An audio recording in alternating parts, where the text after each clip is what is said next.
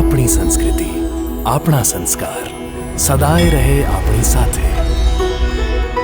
ભારતના મહાન ગ્રંથો અને કવિતાઓનો સંપૂર્ણ સંગ્રહ. સબસ્ક્રાઇબ કરો તિલક.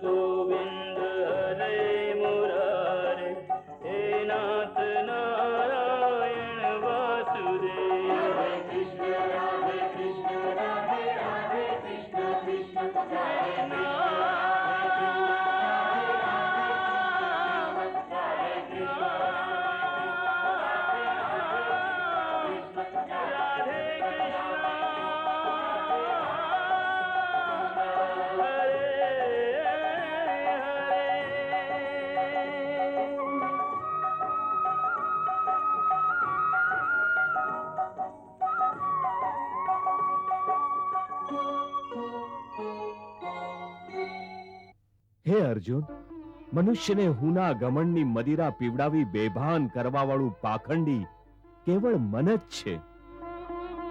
પાર્થ, પ્રાણીના શરીરનું એક અદ્રશ્ય અંગ છે મન, જે દેખાતું નથી, પરંતુ એ જ સૌથી શક્તિશાળી ભાગ છે શરીરનો.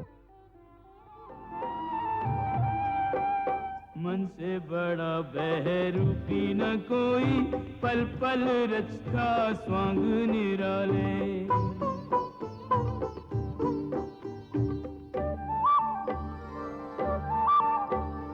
माया ममता में उलझा रहे वो, पड़ जाए जो मन के पाले. मन के बहकावे में ना, मन के बहकावे में ना, मन राह भुलाए भ्रम में डाले. मन के बहकावे में ना, मन राह भुलाए भ्रम में डाले. तू इस मन का दास न बन, इस मन को अपना दास बना ले. तू इस मन का दास न बन, इस मन को अपना दास बना ले. વાહ પ્રભુ વાહ! એના હાથમાં પણ મોહ માયાની જાળ છે, જેને મનુષ્યની કામનાઓ પર ફેંકે છે અને એને પોતાના વશમાં કરે છે.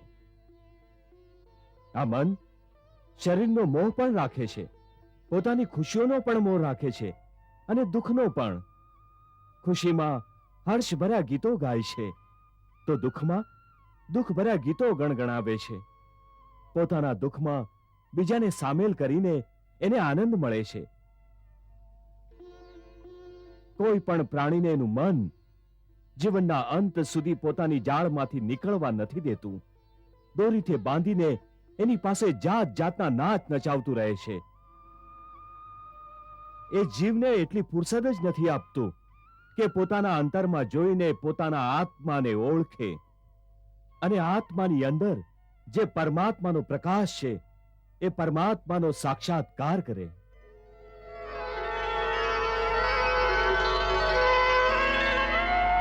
હે સંજય, પોતાના પરમાત્માની પ્રાપ્તિની ઈચ્છા પ્રત્યેક મનુષ્યને હોય છે. મારા મનમાં પણ આ ઈચ્છા છે,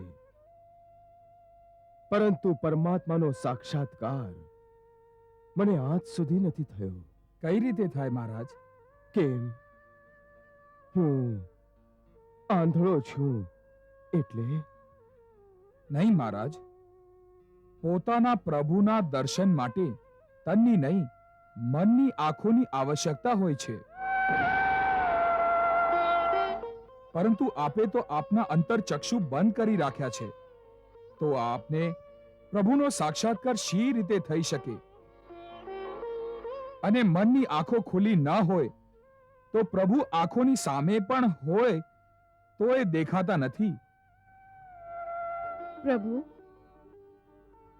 આ સંજય કેવી ગોળ ગોળ વાતો કરે છે. જે એના મનમાં છે એને સ્પષ્ટ રૂપે કેમ નથી કહી દેતો? દેવી, સંજય ઈશ્વર પર આસ્થા રાખે છે. એ ભગવાન શ્રી કૃષ્ણનો ભક્ત છે અને બીજી બાજુ એ મહારાજ ધૃતરાષ્ટ્રનો સેવક પણ છે. એટલે એને પોતાની ભક્તિ અને પોતાનો સેવાધર્મ બંનેને નિભાવવા પડે છે. ન તો એ પોતાના ભગવાન શ્રી કૃષ્ણની પ્રવૃત્તિઓ વિરુદ્ધ કંઈ કહી શકે છે અને ન તો પોતાના સ્વામી મહારાજ ધૃતરાષ્ટ્રની ઈચ્છાની વિરુદ્ધ. એટલે સ્પષ્ટ કંઈ કહેવા નથી માંગતો. આ દ્વિધા હોવા છતાં પણ સંજયે ઘણી ચતુરાઈથી સાચી વાત કહી દીધી કે ભગવાનના દર્શન માટે તનથી અધિક મનની આંખોની આવશ્યકતા હોય છે અને મહારાજ ધૃતરાષ્ટ્ર તન અને મન બંને આંખે આંધળા છે. સંજય, તારી વાતો શ્રી કૃષ્ણની વાતોની જેમ ગોળ ગોળ છે. મને સમજાતી નથી. તું મને એ જણાવ કે આ સમયે કુરુક્ષેત્રમાં શું થઈ રહ્યું છે? હે પાર્થ, પ્રાણી માટે આવશ્યક છે કે પ્રાણી પોતાના મનને વશમાં કરીને પોતાના અંતરમાં જોઈને આત્માને નિરખે. ત્યારે એ આત્માની અંદર એને પરમાત્માનો પ્રકાશ સ્પષ્ટ દેખાઈ જશે.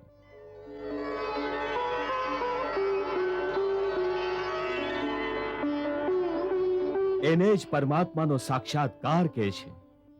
તમે તો કહો છો કે પોતાના અંતરમાં જોઈને આત્માને અને આત્મામાં પ્રકાશિત પરમાત્માને ઓળખો.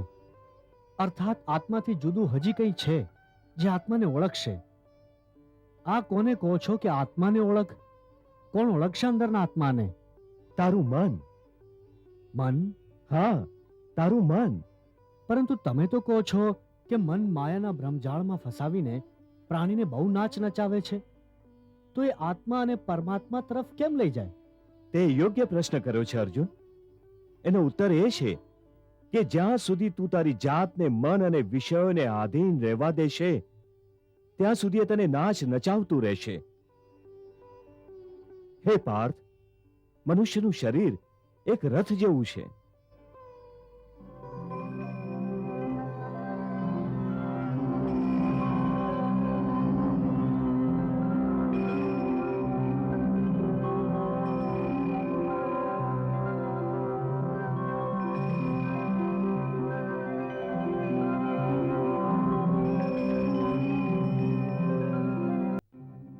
આ રથના જે ઘોડા છે એને મનુષ્યની ઇન્દ્રિયો સમજ. જેમ કે આંખ, નાક,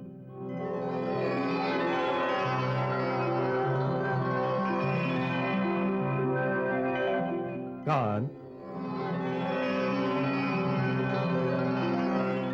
મુખ, જીહવા આદિ. આ ઇન્દ્રિયોને, ઘોડાઓને જે સારથી ચલાવે છે એ સારથી જ છે મન. અને રથમાં બેઠેલો જે રથનો સ્વામી છે એ જ આત્મા છે.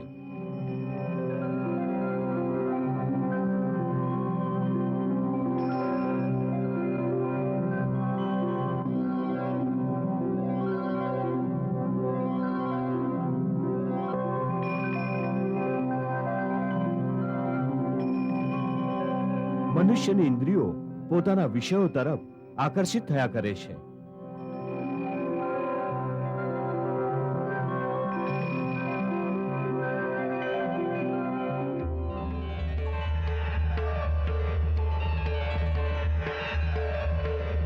અને એનું મન ઇન્દ્રિયોને એમના વિષયો તરફ જ દોડાવે છે.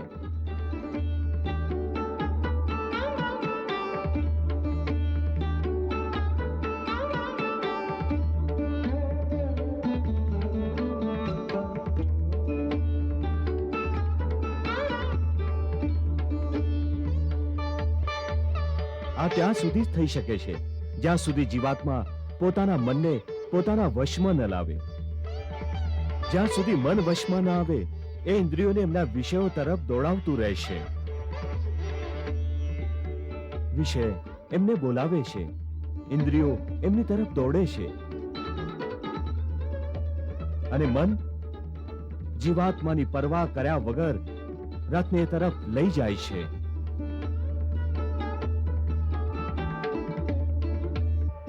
પરંતુ તમે જ્યારે સ્વયં મનને આધીન ન રહીને મનને પોતાને આધીન કરી લેશે તો એ જ મન એક સારા સારથીની જેમ તમારા શરીર રૂપી રથને સીધો પ્રભુના ચરણોમાં લઈ જશે.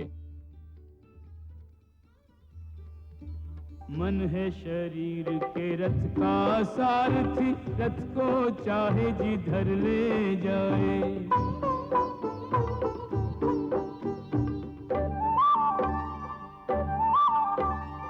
इंद्रियां हैं इस रथ के घोड़े, घोड़ों को विषयों की ओर भगाए. आत्मा और शरीर के मध्य में, आत्मा और शरीर के मध्य में ये मन अपने खेल दिखाए.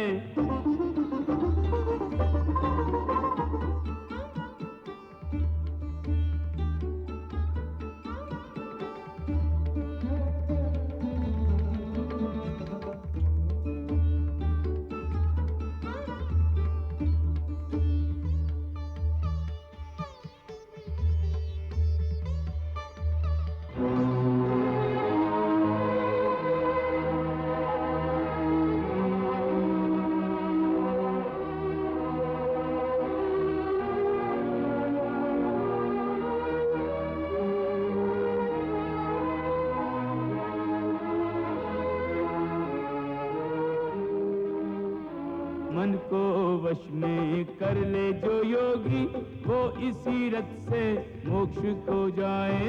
मन को वश में कर ले जो प्राणी, वो इसी रथ से अनंत को जाए.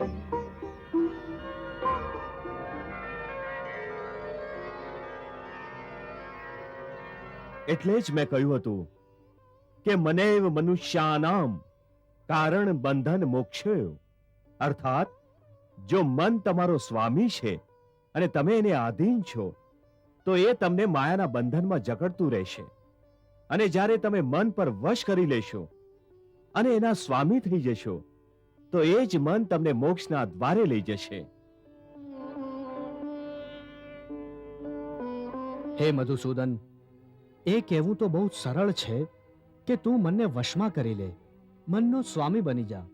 પરંતુ આજ તો સૌથી દુષ્કર કાર્ય છે. હે કેશવ, મન તો વાયુની જેમ ચંચળ છે.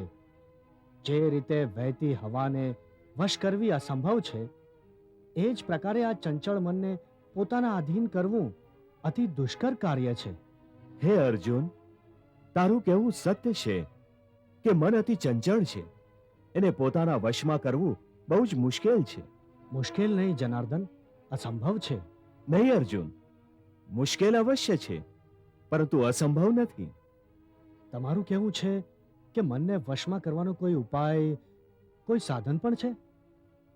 અવશ્ય છે. શું છે એ ઉપાય?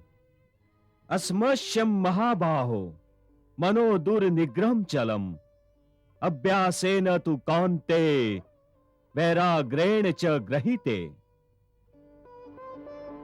અર્થાત મનને વશમાં કરવા માટે એના પર 2 તલવારોથી પ્રહાર કરવો પડે છે. એક તલવાર અભ્યાસની છે અને બીજી તલવાર છે વૈરાગ્યની.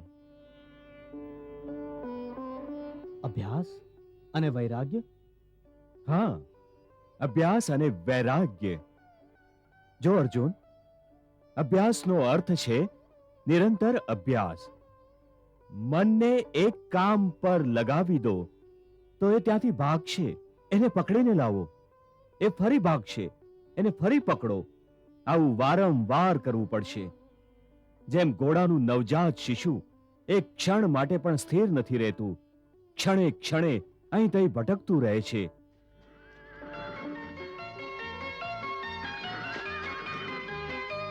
એ જ પ્રકારે મન પણ ક્ષણે ક્ષણે અહીં તહીં ભટકતું રહે છે.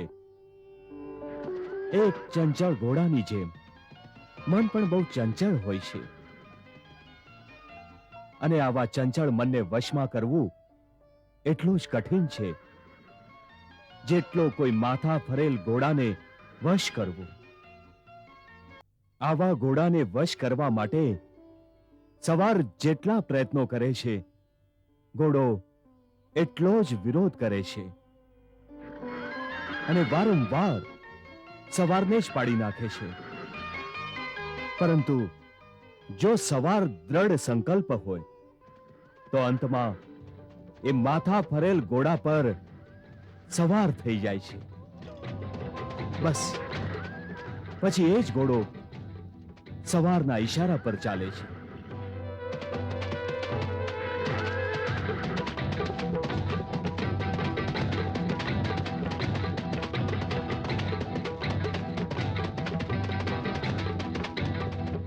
એ જ પ્રકારે મનને પણ નિયંત્રણની દોરીમાં બાંધીને વારંવાર યોગ્ય રસ્તા પર લાવી શકાય છે. તો અંતે પોતાના સ્વામીનું કહેલું માનવાનું શરૂ કરી દે છે. આને જ કહેવાય છે અભ્યાસની તલવાર ચલાવવી. જ્યારે અભ્યાસની તલવારથી જ મન યોગ્ય રસ્તા પર આવી જાય તો પછી બીજી વૈરાગ્યની તલવારની શું આવશ્યકતા છે? એની આવશ્યકતા એટલા માટે છે કે એકવાર યોગ્ય રસ્તા પર આવી ગયા પછી મન ફરીથી ખોટા રસ્તા પર ન ચડી જાય. કેમ કે ખોટા રસ્તા પર ઇન્દ્રિયોના વિષય એને સદાય આકર્ષિત કરતા રહેશે.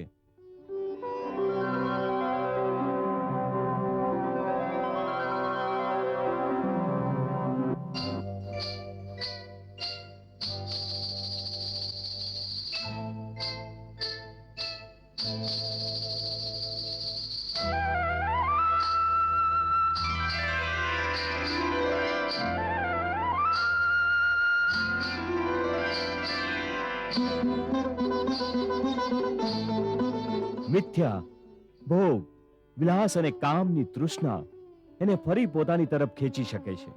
એટલે મનને એ સમજવું જરૂરી છે કે સર્વ વિષય ભોગ મિથ્યા છે, અસાર છે, યોગ માયા દ્વારા ઉત્પન્ન થનાર મોહનો ભ્રમ છે. મન જ્યારે સત્યને સમજી લે છે તો એને વિષયોનો મોહ નહીં રહે, પરંતુ એને વૈરાગ્ય થઈ જશે. અને આ જ વૈરાગ્યની તલવારનું કામ છે કે વિષયોના મોહને કાપીને મનને સંન્યાસી બનાવી દે છે. मोह से विमोहित जब बुद्धि तेरी भली भांति मोह रूपी दल दल को पार कर जाएगी. लोक पर लोक से संबंधित भोगों के प्रति तब तेरे मन में विरक्ति भर जाएगी. वासना की वासना रहेगी तेरे पास तनिक मन स्थिर हो जाएगा, कामना मर जाएगी रे अर्जुन.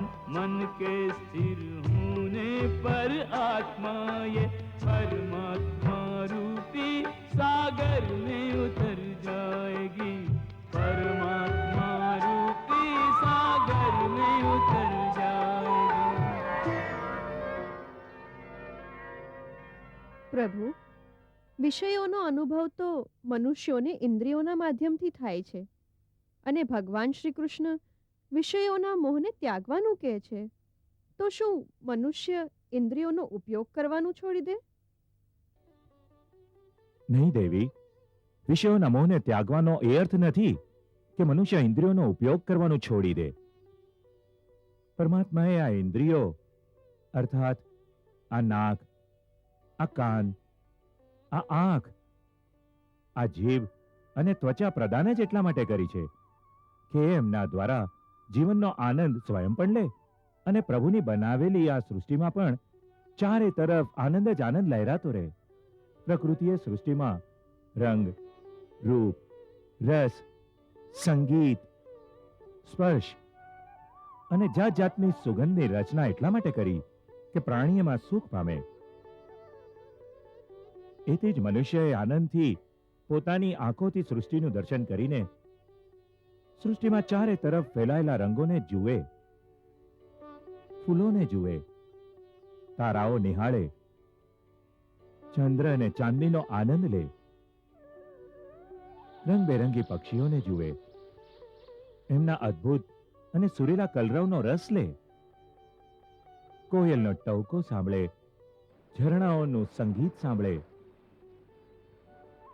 જુઈ, જાય, મોગરો, કસ્તુરી અને પહેલા વરસાદથી ધરતીમાં ફેલાતી સુગંધનો આનંદ લે અને જેમ એક માં પોતાના બાળકના કોમળ ગાલને સ્પર્શીને એને ચૂમીને એના સ્પર્શથી ન્યાલ થઈ જાય છે, એમ જ જાત જાતના સ્પર્શનો આનંદ લે અને આ સર્વની રચના કરનાર પ્રભુની લીલાના ગુણ ગાય. પરંતુ આ સર્વ વિષયોને ભોગવતા વિષયોનો દાસ ન બની જાય, પણ એક કર્મયોગીની જેમ જ નિરાસક્ત થઈને એને ભોગવે. ભોગોને ભોગીની જેમ નહીં, યોગીની જેમ ભોગવે. અને આમ કરતી વખતે સંયમ અને સંતુલન ન છોડે. પ્રભુ ભોગોના ત્યાગની વાત નથી કરતા દેવી, તેઓ તો ભોગ વિલાસમાં આસક્તિ ત્યાગવાની વાત કરે છે. હે કેશવ, આ જે તમે વૈરાગ્યની વાત કરો છો એ તો ત્યારે જ આવી શકે જ્યારે પ્રાણીને આપની આ વાત પર વિશ્વાસ થઈ જાય કે આ આખું જગત વાસ્તવમાં મિથ્યા છે, નશ્વર છે, પરંતુ આપની માયાના પ્રભાવથી એ સાચુકલું લાગે છે. આ પરમ સત્યના જ્ઞાન પર વિશ્વાસ થઈ જાય ત્યારે જ તો વૈરાગ્ય થશે. બિલકુલ, જ્ઞાન જ મનુષ્યના હૃદયમાં વૈરાગ્ય પેદા કરી શકે છે અને એ જ સાચું જ્ઞાન હું તને પ્રદાન કરું છું. તમે તો પ્રદાન કરો છો કૃષ્ણ, પણ મારું મન એને ગ્રહણ કેમ નથી કરતું? કેમ કે હજુ સુધી તું મોહ અને ભ્રમના અંધકારમાંથી બહાર નથી નીકળ્યો, એટલે તું આ જ્ઞાનને ગ્રહણ કરવાને અસમર્થ છે. એટલે હું તને સમજાવું છું કે કેવળ શરીર મરે છે, આત્મા નથી મરતો. એટલે જ તું શરીરનો મોહ ત્યાગી દે, એમના મૃત્યુનો શોક ત્યાગી દે, પરંતુ તારું મન એ સત્યને માનવા નથી માંગતું. તમારી વાત સાચી છે કેશવ, હું તમારી વાતો સમજુ તો છું, પણ મારું મન એને ગ્રહણ કેમ નથી કરતું? એનું કારણ શું છે? આનું કારણ છે સાંકળો જે તારા મનને પોતાની આસપાસ બાંધી રાખે છે. કઈ સાંકળો? સંબંધોની સાંકળ. આ સંબંધોનો મોહ કે આ મારો ભાઈ છે, આ મારા મામા છે, આ મારા શ્વસુર છે, આ મારા પિતામહ છે. તમે યોગ્ય જ કહો છો કે સંબંધની સાંકળોએ મને ચારે તરફથી જકડી રાખ્યો છે, પરંતુ હું આ સાંકળોને શી રીતે તોડું? મેં માની લીધું કે આ સર્વ શરીર નાશવાન છે, પરંતુ એમની સાથે મારા જે સંબંધ છે એ તો નાશવાન નથી ને, એ તો સાચા છે. ભીષ્મ મારા પિતામાં છે, અભિમન્યુ મારો પુત્ર છે, મહાબલી ભીમ મારા સહોદર ભાઈ છે. આ સંબંધો તો સાચા છે. ભલે એ સર્વના શરીર મરી જશે, પરંતુ એ સર્વ સાથે મારા જે સંબંધો છે એ તો નહીં મરે ને. જેમ આજે મારા પિતા મહારાજ પાંડુનું શરીર નથી, પરંતુ મારા પિતા આજે પણ મહારાજ પાંડુ છે. પિતા પુત્રનું એ પવિત્ર સગપણ સમાપ્ત નથી થયું. એ સંબંધોની પવિત્રતા પર હું શી રીતે પ્રહાર કરું? શરીરને ભૂલી જાઉં, પરંતુ મારા દાદાના સંબંધ પર તીર શી રીતે ચલાવું? મારા ભાઈના ગળા પર તલવાર શી રીતે ઉપાડું? અર્જુન, આ સંબંધો, આ સગપણ સર્વ આ જન્મના છે. આ જન્મની પહેલા કે આ જન્મની પશ્ચાત આ સંબંધોનું કોઈ જ અસ્તિત્વ નથી રહેતું. આ કાકા, મામા, ભાઈ, પુત્ર, પિતામહ ગયા જન્મમાં ક્યાં હતા? તારા શું થતા હતા? અને આવતા જન્મમાં તેઓ શું હશે, ક્યાં હશે? એનો ઉત્તર છે તારી પાસે? ના કેશવ, એટલા માટે જ કહું છું કે જો શરીર નાશવાન છે તો આ સંબંધો પણ નાશવાન છે.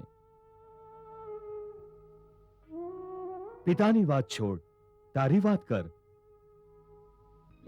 ગયા જન્મમાં જ્યારે તારું મૃત્યુ થયું હશે,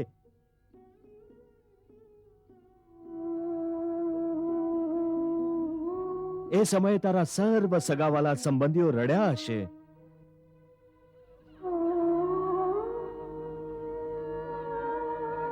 તારી પત્નીએ, તારા પુત્રોએ બહુ વિલાપ કર્યો હશે.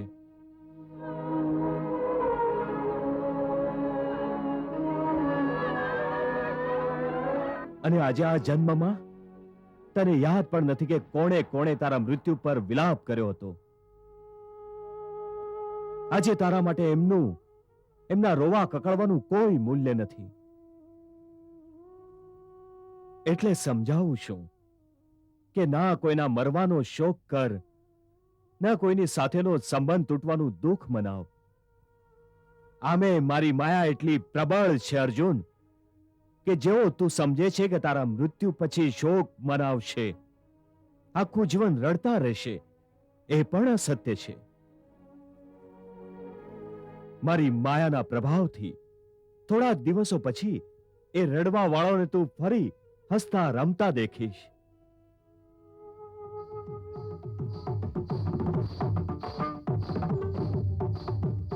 મિત્ર 4 દિવસ રડે છે, ભાઈ 10 દિવસ રડે છે, પત્ની એથી અધિક રડે છે, માતા સૌથી અધિક સમય સુધી રડે છે, પરંતુ સૌના આંસુ ધીમે ધીમે સુકાઈ જાય છે અને એ આંખોમાં ફરીથી નવા નવા સપના આકાર લેવા માંડે છે.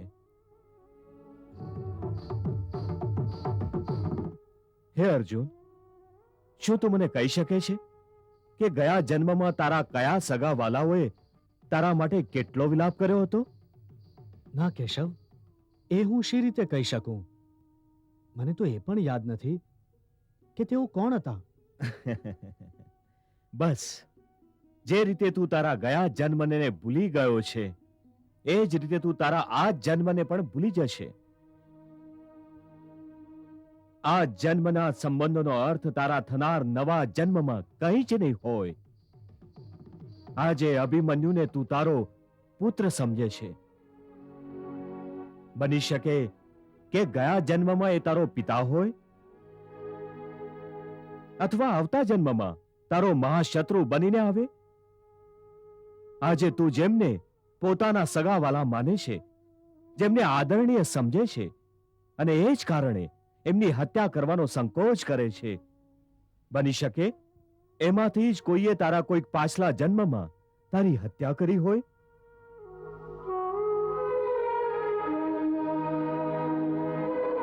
અથવા તું આવતા જન્મમાં એમની હત્યા કરી દે. હે અર્જુન, આ સંબંધો શરીરના જન્મની સાથે પેદા થાય છે અને શરીરના મૃત્યુની સાથે મરી જાય છે. એટલા માટે આ સગા સંબંધીના ચક્રવ્યૂહમાંથી બહાર આવી જા. આત્મા અમર છે. આ અમર સત્યને પીછાણી લે. સંબંધો તો બદલાતા રહે છે. સંજય, આવા જ લોકો હોય છે જે પરિવારમાં ફૂટ પાડી નાખે છે, ભાઈને ભાઈથી જુદો કરી નાખે છે, અખંડ પરિવારમાં દુશ્મનીના બી વાવી નાખે છે. આ કૃષ્ણ તો શબ્દોનો ધણી છે. બાળપણમાં માખણ ખાઈ ખાઈને એની વાતો પણ લીસી લપસણી થઈ ગઈ છે. લાગે છે અર્જુનને સગા સંબંધીઓના મોંમાંથી કાઢીને જ રહેશે. મહારાજ, વાતો સાચી હોય તો મનુષ્ય એને તરત માની લે છે. શ્રી કૃષ્ણની વાતો સાચી છે, તેથી જ તે હૃદયને ગમે છે. ગમે છે? મારા હૃદયમાં તો તીરની જેમ વિંધાઈ રહી છે એની વાતો. હું તો ખુશ હતો કે કૃષ્ણ આ યુદ્ધમાં હથિયાર નહીં ઉપાડે, પરંતુ આજે જાણ થઈ કે એનું સૌથી ભયંકર શસ્ત્ર એની જીભ છે અને તે આ શસ્ત્રનો બેફામ ઉપયોગ કરી રહ્યો છે અને કોઈ કંઈ નહીં કરી શકે. હવે કે એની જીભ કેવી આગ સળગાવી રહી છે. હે અર્જુન, એટલે તારે ન સંબંધોનો મોહ રાખવો જોઈએ, ન સંબંધોના તૂટવાનો શોક કરવો જોઈએ. આ જ સાંખ્ય યોગનું જ્ઞાન છે કે મનુષ્યને એક સંન્યાસીની જ ભાંતિ વિચારવું જોઈએ કે આ સર્વ સંબંધ સગપણ મોહ ઉત્પન્ન કરે છે અને મોહ આ સંબંધોને એટલા કસીને પકડી લે છે જેમ એક લોભી પુરુષ નદીમાં ડૂબતી વખતે ધનના પોટલાને નથી છોડતો. અને અંતે એ પોટલાની સાથે પોતે પણ ડૂબી જાય છે.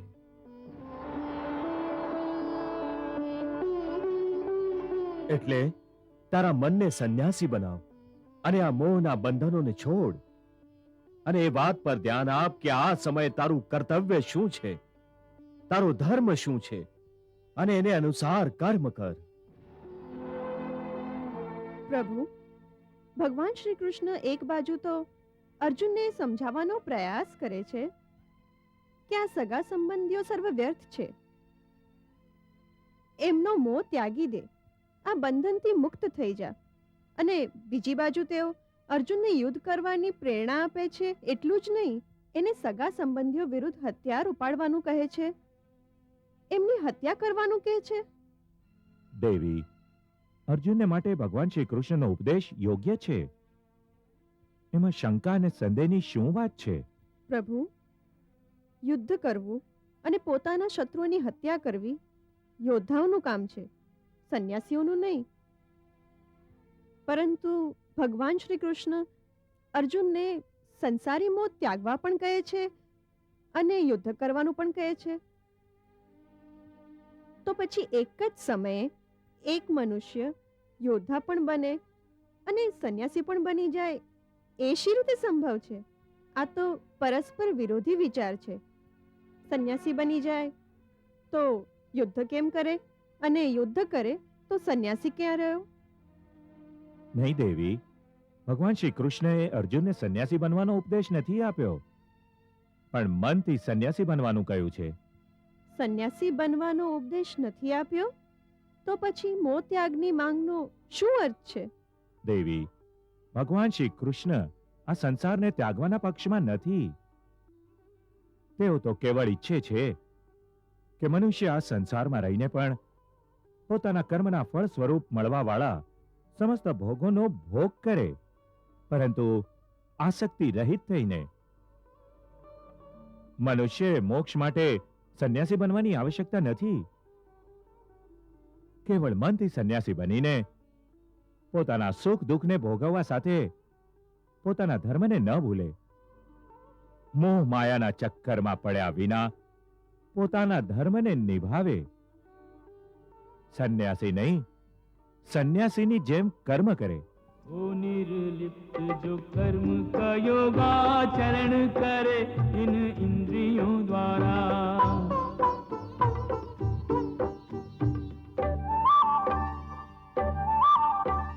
जिसने मन से इंद्रियां जीती इंद्रियों से जो पुरुष न हारा, साथ रहे पंचेंद्रियों के,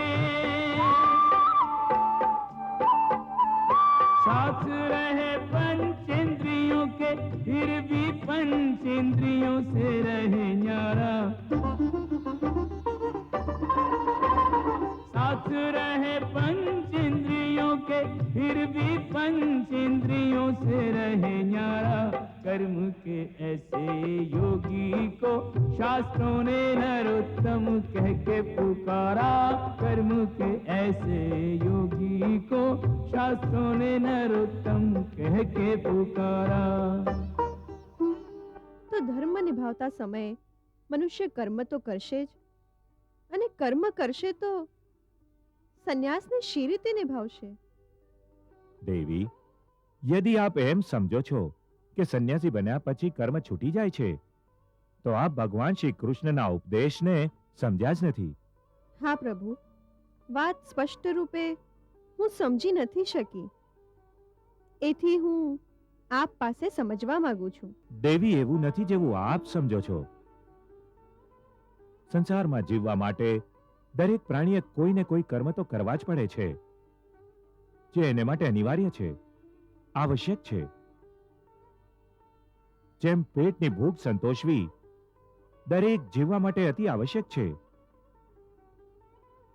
ત્યાં સુધી કે પોતાના પેટની આગ બુઝાવવા સંન્યાસી પણ ભિક્ષા માંગીને ગુજરાન ચલાવે છે.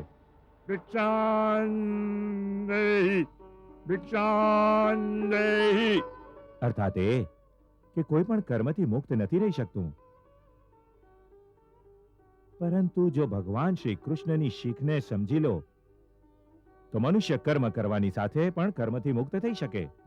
પ્રભુ, કર્મ કરતી વેળા કર્મથી કોઈ શી રીતે મુક્ત થઈ શકે?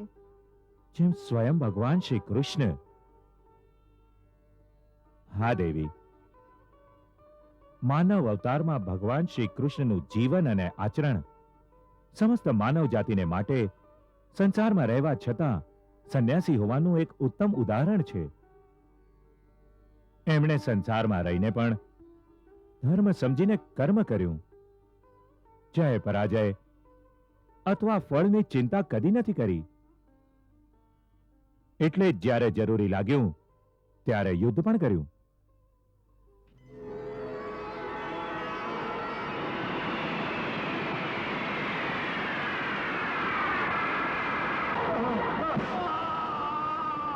કદી હાર્યા, કદી જીત્યા, પરંતુ એમના મુખ પર એ જ મલકાટ અને એમના હૃદયમાં એવી જ શાંતિ હતી.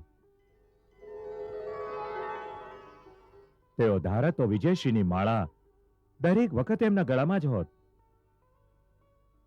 એમણે કર્મ કરતી વખતે પણ લાભ હાનિ કે એના પરિણામની ચિંતા નથી કરી અને પોતાના કર્તવ્ય પથથી કદી નથી હટ્યા. સંસારી સંબંધે કંસ એમના મામા હતા, પરંતુ ધર્મની રક્ષાને માટે એમણે એનો સંહાર કરવાનો સંકોચ નથી કર્યો.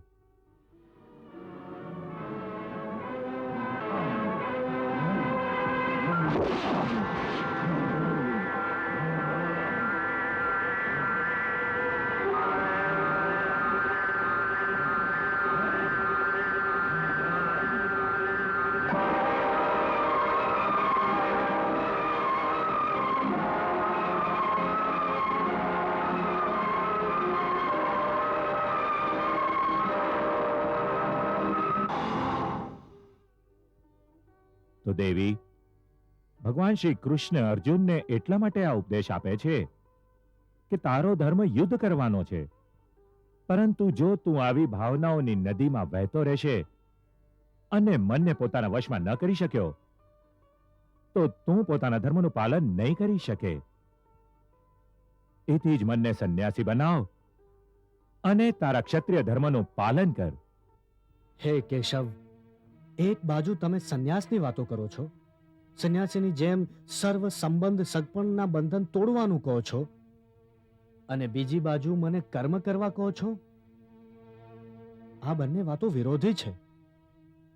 તમે જાણો છો કે મનુષ્ય જ્યારે કોઈ કર્મ કરે છે તો એ કર્મનું કોઈ કારણ હોય છે, કોઈ પ્રેરક હોય છે જેની પ્રેરણાથી મનુષ્ય કર્મ કરે છે.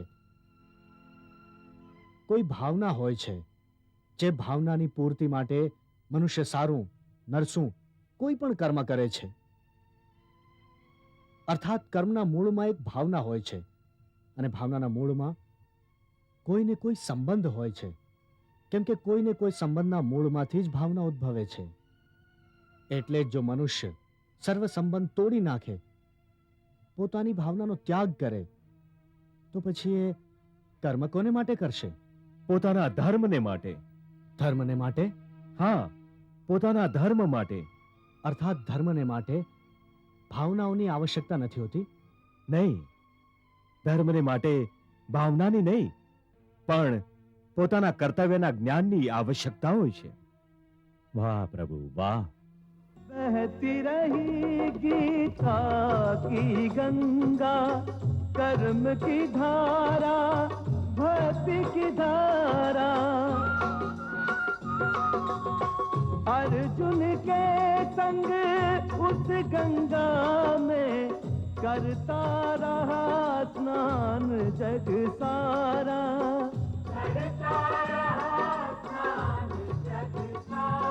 सब धर्मों के भेद भुला के एक मेरा शरणागत हो जा. मैं हर पाप से मुक्ति दूंगा, शोक न कर मेरी भक्ति में खो जा. शोक न कर मेरी भक्ति में खो जा. धर्म अधर्म के भेदों से न्यारे अमर है गीता के बोल सारे. हे नाथ नारायण वासुदेव, श्री कृष्ण गोविंद हरे मुरारे. हे नाथ नारायण वासुदेव, विद्युमात स्वामी सखा हमारे. विद्युमात स्वामी सखा हमारे. हे नाथ नारायण वासुदेव, श्री कृष्ण गोविंद हरे मुरारे. हे नाथ नारायण वासुदेव. हरे कृष्ण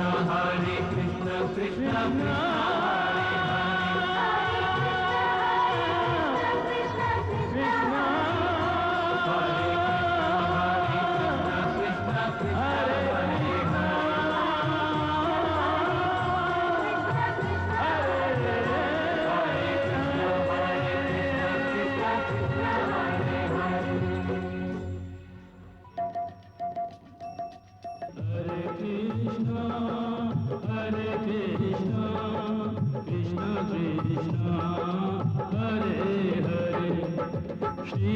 श्रीकृष्णचरितं गुणानुवादं तत्प्रेरणा अहं करोमि. मम भावगीतं हृदयस्य प्रीतं त्वत्पद्मपादे समर्पयामि. हरे राम राम राम हरे हरे. हरे कृष्ण कृष्ण कृष्ण हरे कृष्ण.